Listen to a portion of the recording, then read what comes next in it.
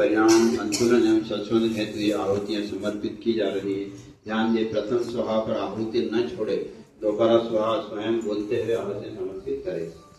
ओम पृथ्वी स्वाहा, ओम अंतरिक्षाय स्वाहा, ओम सूर्याय स्वाहा, ओम चंद्राय स्वाहा, ओम नक्षत्रेभ्यः स्वाहा, ओम अक्षय स्वाहा, ओम वसुधेयो स्वाहा, ओम वनस्पतिभ्यः स्वाहा, ओम चराचरेभ्यः स्वाहा, ओम सरीसृपेभ्यः स्वाहा।